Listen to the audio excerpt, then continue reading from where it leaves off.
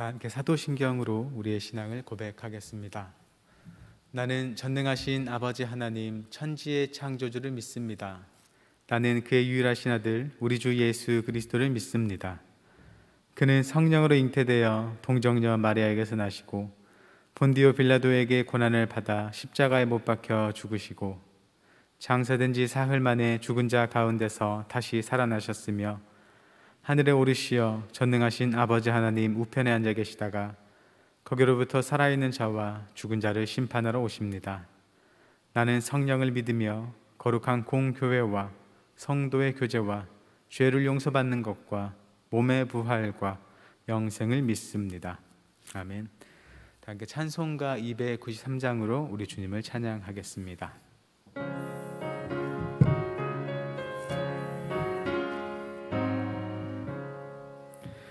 주의 사랑 비칠 때의 기쁨 오네 근심 걱정 물러가고 기쁨 오네 기도하게 하시며 희미한 것 물리쳐 주의 사랑 비칠 때 기쁨 오네 그 큰 사랑 내 맘속에 충만하게 비칠 때 찬송하네 그 큰 사랑 내 맘속에 화평함과 기쁨 주네 그 큰 사랑 주의 사랑 비칠 때의 이 세상은 아름답고 활기차게 다 변하네 화평 중에 내 영혼 영광스런 새 생명 다시 찾게 되었네 그 큰 사랑 그 큰 사랑 내 맘속에 충만하게 비칠 때 찬송하네 그 큰 사랑 내 맘속에 화평함과 기쁨 주네 그 큰 사랑 주의 사랑 비칠 때의 이 세상은 어둠 슬픔 중한 짐이 사라져 우리들의 가는 길 밝게 비춰주시며 복을 받게 하시네 그 큰 사랑 그 큰 사랑 내 맘속에 충만하게 비칠 때 찬송하네 그 큰 사랑 내 맘속에 화평함과 기쁨 주네 그 큰 사랑 주의 사랑 비칠 때 그 광채가 찬란하게 우리 둘러 비치겠네 세상 모두 이기고 천국 생활할 때도 주의 사랑 비치네 그 큰 사랑 그 큰 사랑 내 맘속에 충만하게 비칠 때 찬송하네 그 큰 사랑 내 맘속에 화평함과 기쁨 주 내 그 큰 사랑. 오늘 우리에게 주시는 하나님의 말씀은 구약성경 이사야 56장 1절부터 8절까지의 말씀입니다. 구약성경 1036쪽에 있습니다.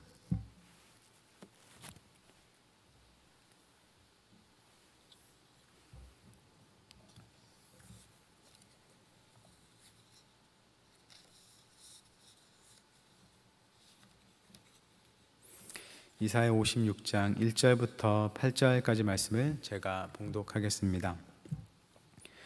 여호와께서 이와 같이 말씀하시기를 너희는 정의를 지키며 의를 행하라. 이는 나의 구원이 가까이 왔고 나의 공의가 나타날 것임이라 하셨도다. 안식일을 지켜 더럽히지 아니하며 그의 손을 금하여 모든 악을 행하지 아니하여야 하나니 이와 같이 하는 사람, 이와 같이 굳게 잡는 사람은 복이 있느니라. 여호와께 연합한 이방인은 말하기를 여호와께서 나를 그의 백성 중에서 반드시 갈라내시리라 하지 말며 고자도 말하기를 나는 마른 나무라 하지 말라.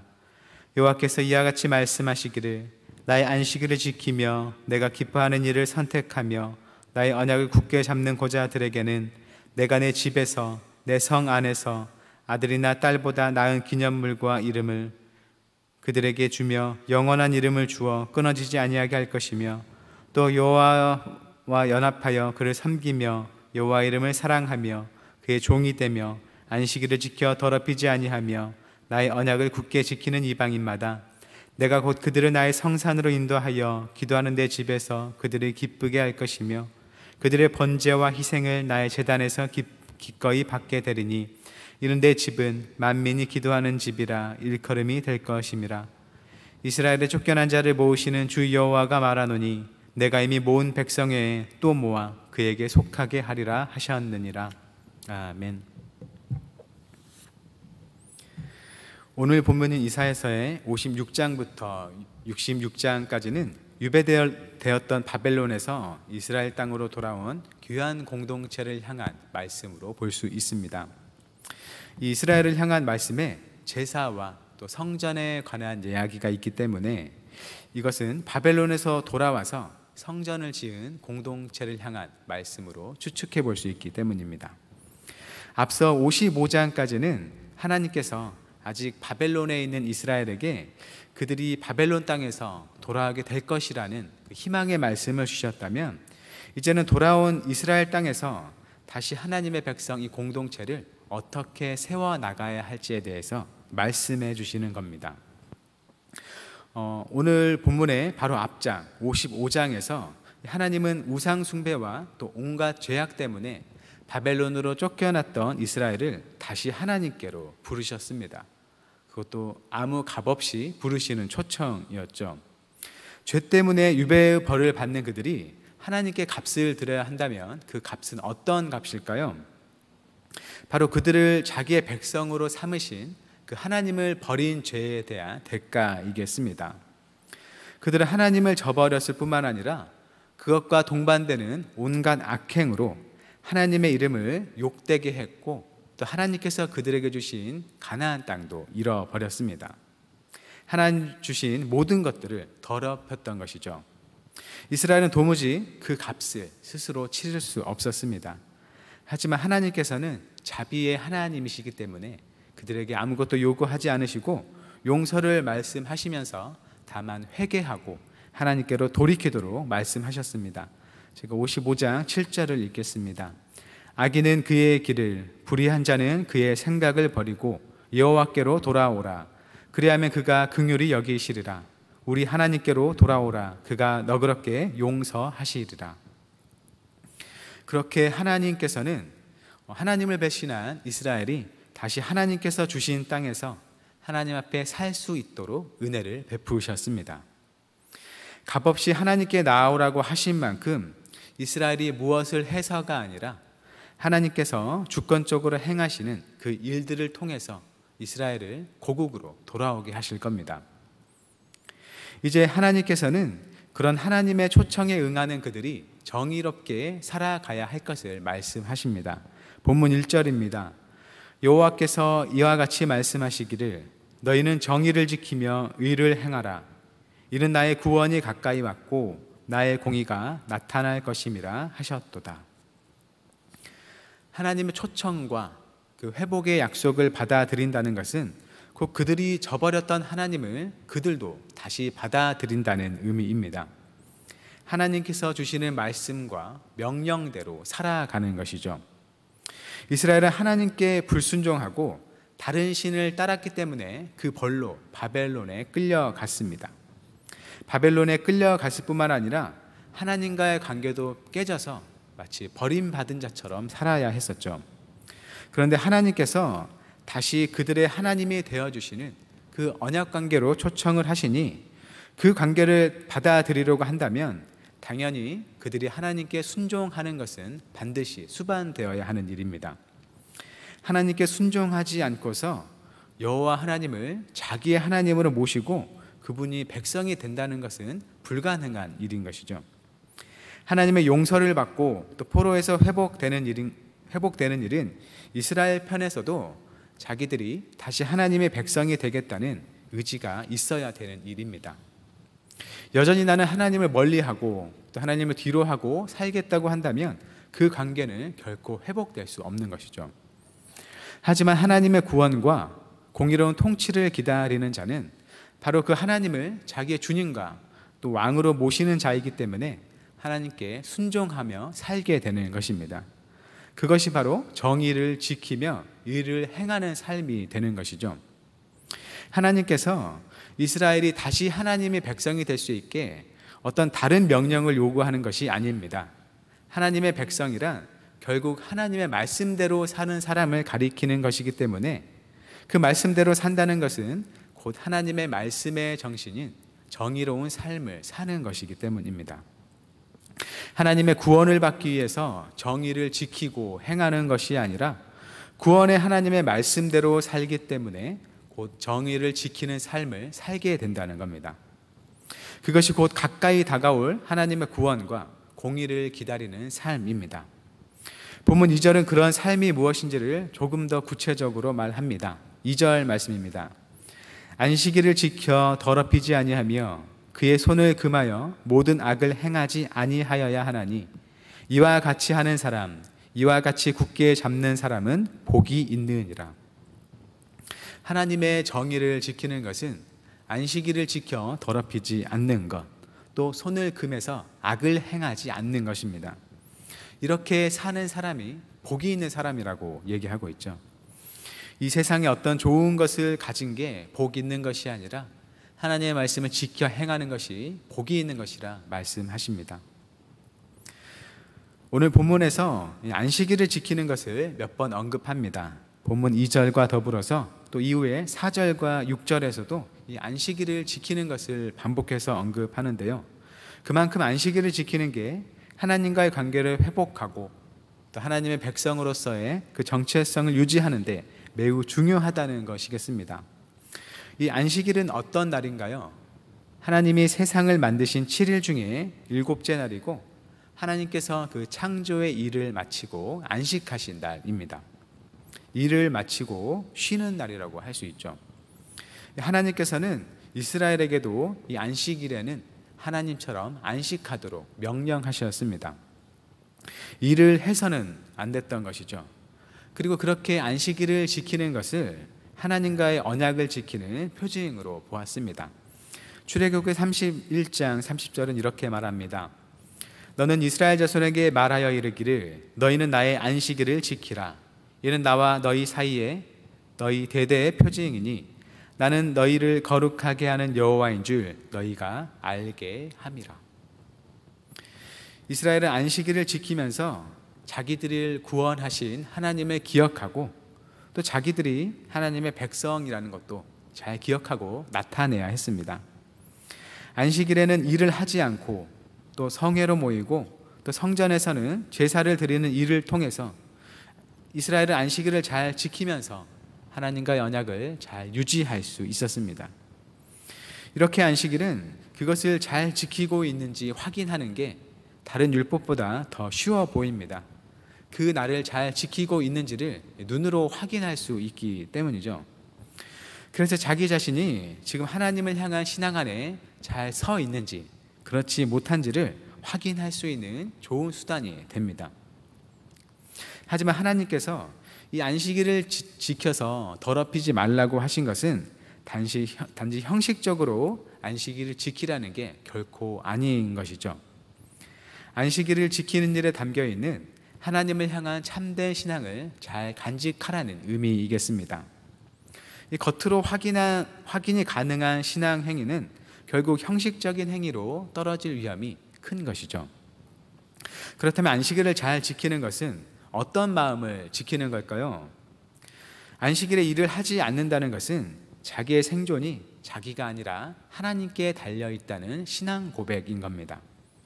나의 삶의 주인이 내가 아니라 하나님이시라는 것을 고백하는 것이죠.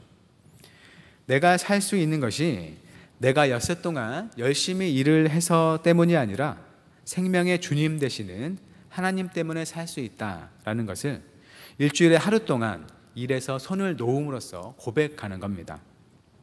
내가 수고하는 나의 일들에서 내 손을 뗀다 할지라도 하나님께서 나를 살리시고 나를 먹이시기 때문에 나는 염려하지 않는다는 그런 고백입니다.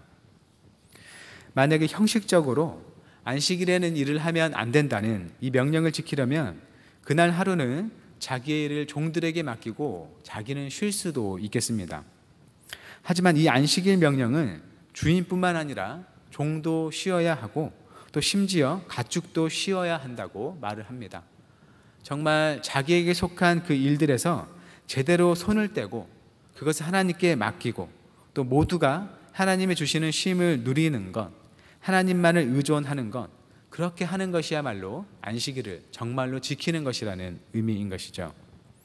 세상을 살아가는 모두가 창조주 하나님의 은혜로 생존하고 그 은혜로 쉬는 삶을 경험하는 것입니다. 또 안식일에 이스라엘은 거룩한 성회로 모여야 했습니다. 그래서 이 안식일은 하나님을 향한 예배의 날이라고도 할 수 있는 것이죠. 안식일을 통해서 하나님의 생명의 주 되심을 고백하고 공동체가 하나님께 마땅히 드려야 할 감사와 경배를 드리면서 언약을 지키는 겁니다. 이 안식일을 지키는 것은 하나님을 그 하나님의 합당한 자리에 모시고 살아가는 것을 의미합니다. 이 포로에서 회복된 이스라엘은 이렇게 안식일을 잘 지키면서 하나님과의 언약 관계를 지켜야 했고 하나님은 이것을 지키는 게 이스라엘이라는 민족적 혈통보다 더 중요한 것이라 말씀하십니다. 그래서 3절 이하의 말씀은 이제까지 이스라엘 공동체에 들어오지 못한다고 일컬어졌던 이방인과 이 고자도 안식일을 잘 지키고 언약을 굳게 붙잡는 것을 통해서 하나님의 백성이 될 수 있다고 말을 합니다. 4절과 6절을 제가 각각 읽겠습니다. 여호와께서 이와 같이 말씀하시기를 나의 안식일을 지키며 내가 기뻐하는 일을 선택하며 나의 언약을 굳게 잡는 고자들에게는 6절입니다. 또 여호와와 연합하여 그를 섬기며 여호와 이름을 사랑하며 그의 종이 되며 안식일을 지켜 더럽히지 아니하며 나의 언약을 굳게 지키는 이방인마다. 이렇게 안식일을 잘 지키고 하나님의 언약을 굳게 붙잡는다면 이방인과 고자도 하나님의 백성이 될 수 있다고 말씀하십니다. 7절을 보면 내 집은 만민이 기도하는 집이라 일컬음이 될 것임이라 라고 말씀하시는데 예수님께서는 이 말씀을 인용하시면서 하나님의 성전이 기도하는 곳이 아니라 장사꾼들의 소굴이 된 것을 책망하셨습니다. 하지만 본문 7절의 맥락에서는 이 모든 백성을 가리키는 만민이 핵심 단어입니다. 하나님의 성전이 이스라엘만이 아니라 만민이 와서 기도할 수 있는 곳이 된다는 것이죠. 마치 현재 하나님은 이스라엘만이 독점적으로 관계를 맺을 수 있는 분처럼 여겨지고 있지만 창조주 하나님은 이스라엘만 지으신 분이 아니라 온 세상과 온 민족을 지으신 분으로서 만민의 하나님이시라는 것을 말씀하시는 겁니다. 하나님은 이스라엘의 경배만 받으실 분이 아니라 세상 모든 민족과 존재들에게 경배를 받으셔야 하는 분이란 거죠. 이제 8절은 하나님께서 이스라엘 외의 다른 민족들을 하나님의 백성으로 삼으실 것을 말합니다. 이스라엘에 쫓겨난 자를 모으시는 주 여호와가 말하노니 내가 이미 모은 백성 외에 또 모아 그에게 속하게 하리라 하셨느니라. 바벨론으로 쫓겨난 이스라엘을 부르신 그 은혜의 하나님은 이제까지 배제됐던 이방인들도 하나님의 소유로 백성으로 부르십니다. 바로 그 중심에 언약 안에서 하나님을 향한 순종이 있는 것이죠. 이제 말을 맺겠습니다. 하나님께서는 그분의 백성을 값없이 은혜로 부르십니다. 그리고 그 부르심에는 차별이 없습니다. 외모로 부르지 않으시고 또 사람들이 중요시하는 어떤 형식이나 소유를 요구하지도 않으십니다. 다만 하나님을 향한 참된 신뢰의 순종이 필요한 것이죠. 우리가 이스라엘 사람이 아닌 한국인으로서 하나님의 자녀가 되었다는 게 그 분명한 증거입니다. 우리의 외모, 우리의 혈통이 아니라 그리스도 예수를 향한 믿음의 헌신을 통해서 하나님의 자녀로 우리를 삼아 주신 것이죠. 이스라엘의 안식일을 지키는 것을 통해서 하나님을 삶의 주님으로 인정해야 하듯이 우리의 모든 삶의 중심에 하나님을 모시고 말씀대로 지켜 행하는 삶을 살 수 있기를 바랍니다. 주님께서는 우리의 말이 아니라 우리의 삶의 중심을 보시고 우리를 주님의 자녀라, 백성이라 불러주실 겁니다. 하나님의 완전한 구원이 시간이 갈수록 점점 더 가까이 다가오는 만큼 우리도 하나님께 더욱 순종하면서 그 구원의 삶을 준비할 수 있기를 바랍니다. 모든 삶을 지으신 창조주로서 모든 사람을 위해서 열어놓으신 그 주님 나라로의 초청을 감사함으로 받고 또 순정함으로 우리의 것으로 취하는 신실한 성도가 되기를 바랍니다. 오늘 또 우리의 조건이 아니라 하나님의 찾으시는 그 순종의 삶으로 주님께 영광 돌리기 원하는 모든 한영교회 성도님들의 삶에 그렇게 이루어내시는 하나님의 능력이 충만히 나타나기를 축원합니다. 우리 나눈 말씀을 생각하면서 다음에 두 가지 제목으로 기도했으면 좋겠습니다. 첫째로 말씀대로 지켜 행하면서 구원의 하나님의 백성으로서의 삶을 충실히 살아가도록, 둘째로 하나님께서 생명의 주님 되심을 인정하며 감사와 경배의 삶을 살아가도록 함께 기도하겠습니다. 사랑의 하나님, 주께서 우리를 주님의 구원으로 부르실 때 우리를 향해서 주님을 신뢰하고 주님의 말씀대로 살아갈 것을 우리에게 가르쳐 주셨습니다. 참으로 주님을 믿는다는 것은 주님을 우리의 주인과 구원자로 하나님으로 모시며 살아가는 것이기 때문에 결국 우리는 하나님께 감사하는 마음으로 주께서 우리에게 가르쳐 주신 바를 따라 살아갈 수밖에 없습니다. 하나님, 그러한 믿음의 고백이 우리 삶의 실천으로서 나타날 수 있도록 주께서 도와주시고 참으로 그러한 삶을 통하여서 주께서 우리에게 베푸시는 은혜와 그 사랑이 무엇인지를 날마다 경험할 수 있도록 주여 도와주옵소서. 하나님께서 우리에게 베푸시는 그 구원의 은혜가 거저 주심을 생각할 때에 우리가 감사함으로 그 삶을 살아갈 수 있음을 믿습니다. 참으로 우리가 하루하루 살아가는 것이 생명의 주 되시는 주님께서 우리가 날마다 호흡을 주시고 필요한 것들을 공급해 주시기 때문이라는 것을 우리가 기억하고 경험하며 우리 손에 들려지고 우리 몸에 들어오는 모든 것들이 하나님의 은혜로 된 것임을 고백하는 그 찬양의 삶을 살 수 있도록 주여 도와주옵소서. 주께서 허락하시는 것들을 보고 경탄할 줄 알고 주께 영광 돌리는 우리가 되게 하옵소서.